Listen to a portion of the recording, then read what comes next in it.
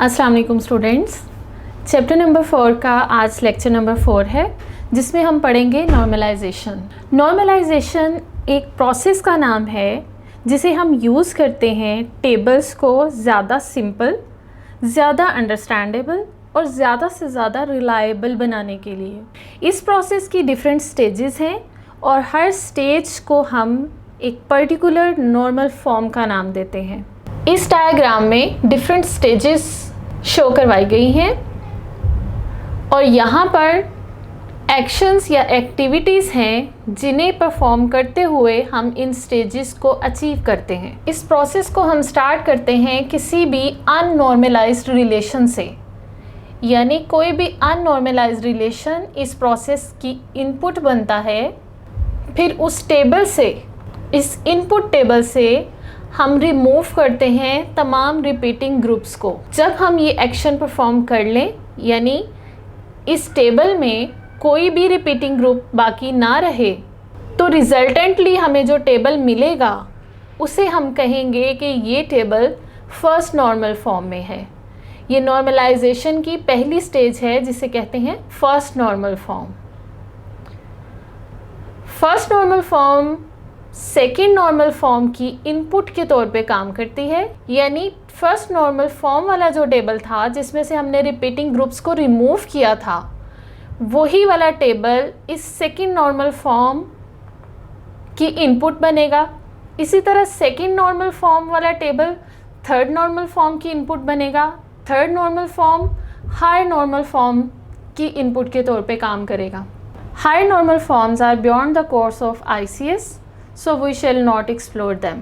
इस टेबल में से जब हम रिमूव कर देते हैं पार्शियल डिपेंडेंसीज को, तो रिजल्टेंटली जो टेबल आता है हमारे पास, उसे हम कहते हैं कि ये सेकेंड नॉर्मल फॉर्म में है।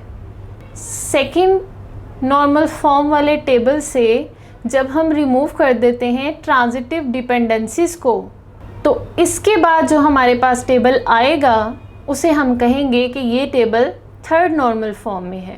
थर्ड स्टेज के बाद हम फर्दर एनोमलीज़ को रिमूव करते हैं, जिससे हमें हायर नॉर्मल फॉर्म्स मिलती हैं।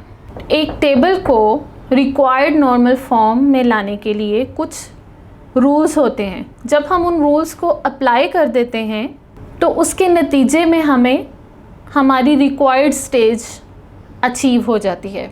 स्टार्ट करते हैं फर्स्ट नॉर्मल फॉर्म से, जिसे हम 1NF भी कहते हैं या फर्स्ट नॉर्मल फॉर्म इस तरह से भी लिखते हैं, फर्स्ट नॉर्मल फॉर्म। इस स्टेज के 2 रूल्स हैं और ये रूल्स अप्लाई होते हैं टेबल के हर इंटरसेक्शन पर। पहले हम देख लें कि इंटरसेक्शन किसे कहते हैं। टेबल का हर सेल एक इंटरसेक्शन होता है। इंटरसेक्शन बेसिकली ऐसे पॉइंट को कहते हैं जहाँ पर लाइंस एक दूसरे को कट करती हैं।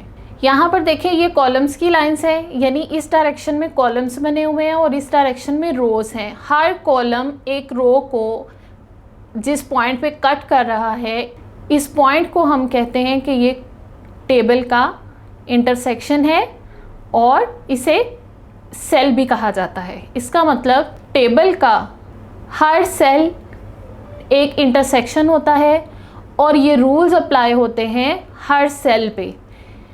रूल नंबर 1 कहता है कि हर सेल में या हर इंटरसेक्शन में एटॉमिक वैल्यूज़ होनी चाहिए, सिर्फ एटॉमिक वैल्यूज़ होनी चाहिए। एटॉमिक वैल्यू कहते हैं सिंगल वैल्यू को, ऐसी वैल्यू जो फर्दर डिवाइड ना हो सके उसे कहते हैं एटॉमिक वैल्यू। सेकेंड रूल है नो रिपीटिंग ग्रुप्स। ये दोनों रूल्स इंटरडिपेंडेंट हैं, यानी अगर हम रूल नंबर 1 को इंश्योर कर लें कि हर सेल में सिर्फ एटॉमिक वैल्यूज़ होंगी, तो इसका मतलब है कि रिपीटिंग ग्रुप ऑटोमेटिकली वहाँ पर एग्जिस्ट नहीं करेंगे। या अगर हम रिपीटिंग ग्रुप्स को रिमूव कर दें तो ऑटोमेटिकली सेल्स में हमारे पास एटॉमिक वैल्यूज़ ही आएंगी। प्रॉब्लम ये है कि इसमें रिपीटिंग ग्रुप्स होते हैं जिन्हें रिमूव करने के बाद, इस डायग्राम में देखें, इनको रिमूव करने के बाद जो टेबल मिलता है उसे हम कहते हैं कि ये हमारी फर्स्ट नॉर्मल फॉर्म है। अब इस प्रॉब्लम का सलूशन क्या है? इसके 2 सलूशंस हैं। चाहे तो ये सलूशन अडॉप्ट कर लें, चाहे तो ये वाला सलूशन अडॉप्ट कर लें। मेथड 1 है या सोल्यूशन 1 है, enter proper data in blank fields. Table में जो भी ब्लैंक फील्ड्स हैं उन्हें अप्रोप्रिएट डाटा के साथ फिल कर दें। जब हम ब्लैंक फील्ड्स को फिल कर देंगे तो हमारे पास एटॉमिक वैल्यूज़ आ जाएंगी और रिपीटिंग ग्रुप्स भी ख़त्म हो जाएंगे। मेथड नंबर 2 है, create a separate relation for repeating groups. जो वैल्यूज़ रिपीट हो रही हैं उनके लिए एक सेपरेट टेबल बना दिया जाए, यानी एक टेबल को 2 टेबल्स में डिवाइड कर दिया जाए। जो ऑलरेडी एटॉमिक वैल्यूज़ हैं उन्हें एक टेबल में प्लेस कर दिया जाए और जो उस टेबल के अंदर रिपीटिंग ग्रुप्स थे या रिपीटिंग वैल्यूज़ थी उनके लिए एक सेपरेट टेबल बना दिया जाए। इस सॉल्यूशन को और इन मेथड्स को एक एग्जाम्पल के थ्रू समझते हैं। ये टेबल अननॉर्मलाइज्ड फॉर्म में है जो कि हमारी एग्जाम्पल में इनपुट टेबल का काम करेगा। इसकी फील्ड्स हैं department number, department name, employee number और एम्प्लॉय का नेम। इस टेबल की प्राइमरी की है डिपार्टमेंट नंबर। डिपार्टमेंट नंबर 10 मैनेजमेंट का डिपार्टमेंट है और उसमें एम्प्लॉयज़ काम कर रहे हैं 2। एम्प्लॉय 01 जिसका नाम है उस्मान और एम्प्लॉय 02 जिसका नाम है अब्दुल्ला। अब देखें, हमने बात की थी कि हर इंटरसेक्शन पर यानी हर सेल में एक एटॉमिक वैल्यू होनी चाहिए। यहाँ पर इस रूल की वायलेशन हो रही है, रिपीटिंग ग्रुप्स आ रहे हैं, एक सेल में 2 एम्प्लॉयज़ के नंबर लिखे हुए हैं और 2 ही एम्प्लॉयज़ के नाम लिखे हुए हैं। इसी तरह सेकेंड रिकॉर्ड में डिपार्टमेंट नंबर है 20 फाइनेंस का डिपार्टमेंट जिसके एम्प्लॉय नंबर 2 एंटर्ड है। एम्प्लॉय नंबर 10 है जिसका नाम अली अहमद है। एम्प्लॉय नंबर 11 है जिसका नाम अब्बास है। यहाँ पर भी रिपीटिंग ग्रुप्स मौजूद हैं। थर्ड रिकॉर्ड है डिपार्टमेंट नंबर 30 जो कि आईटी का डिपार्टमेंट है और उसमें एक एम्प्लॉय काम कर रहा है, एम्प्लॉय नंबर 25 जिसका नाम हामिद अली है। इस रिकॉर्ड में कोई प्रॉब्लम नहीं है, इसमें हर वैल्यू एटॉमिक वैल्यू है और कोई भी रिपीटिंग ग्रुप्स यहाँ पर मौजूद नहीं है। प्रॉब्लम हमारा जो रिपीटिंग ग्रुप्स का था वो एग्जिस्ट कर रहा है इन 2 रिकॉर्ड्स में। अब इस प्रॉब्लम को सॉल्व करने के लिए हम दोनों मेथड्स यूज़ करेंगे। पहले हम मेथड 1 यूज़ करेंगे, उसके बाद मेथड नंबर 2 से इसे सॉल्व करेंगे। मेथड नंबर 1 है enter proper data in blank fields. इस रिकॉर्ड में ब्लैंक फील्ड्स ये वाली हैं। यहाँ पर अगर मैं एक लाइन ड्रॉ कर दूँ यहाँ पर, तो ऊपर वाला रिकॉर्ड एक अलग रिकॉर्ड बन जाएगा और नीचे अगर यहाँ पर 2 वैल्यूज़ एंटर कर दी जाए, क्योंकि ये ब्लैंक फील्ड्स हैं, ये ब्लैंक स्पेसेस हैं, जहाँ पर अगर मैं कोई वैल्यू प्लेस कर दूँ तो ये एक प्रॉपर रिकॉर्ड बन जाएगा और इसमें से रिपीटिंग ग्रुप्स रिमूव हो जाएंगे। अब आप इस टेबल को देख सकते हैं कि मैंने लाइंस लगाकर रिकॉर्ड्स को सेपरेट कर दिया। ये दोनों स्पेसेस अनफिल्ड थी, इन्हें मैंने डिपार्टमेंट नंबर से और डिपार्टमेंट नेम से फिल कर दिया। अब ये एक अलग रिकॉर्ड है उस्मान का, ये वाला रिकॉर्ड है अब्दुल्ला का।